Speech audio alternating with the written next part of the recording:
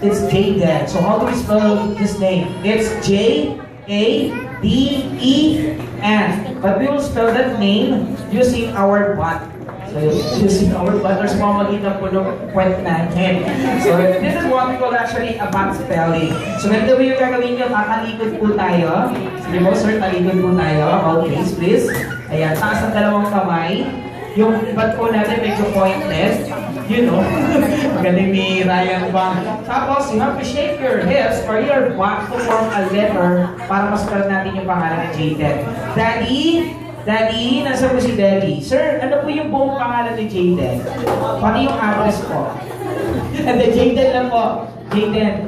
Okay, yun na po yung real name niya. Okay, Jayden. So, how do we spell it? You have to shake your hips or your butt to form a letter to spell the name of our birthday celebrant. So, gentlemen, are you ready?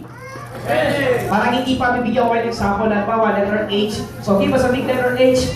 Ready, go! Ganun po yung gagawin natin. So, gentlemen, handa na ba kayo? Parang hindi eh. Handa na po ba kayo? Sige, point and back, please. Point and back. Very good. Okay, so now let's start the back spelling.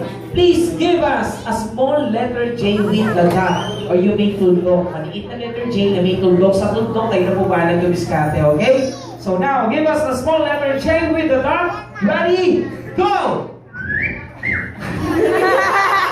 Ang bilis na pangyayari, tapos mali. Pag ano po yung J, hindi mo sa kabila. Ulitin natin, ha? So ready? Give us a small letter J with the dot. Ready? Go! Daming tuldok na sir. Ang ganda, palakpakan nyo naman. Very good, very good. And now let's move on to the next letter, which is the capital letter A. Ready? O yung malaking letter A. Go! Palakpakan nyo naman ang galingan sa sexy nyo, ha? Ryan Rems. Tama ba? Sexy, ha?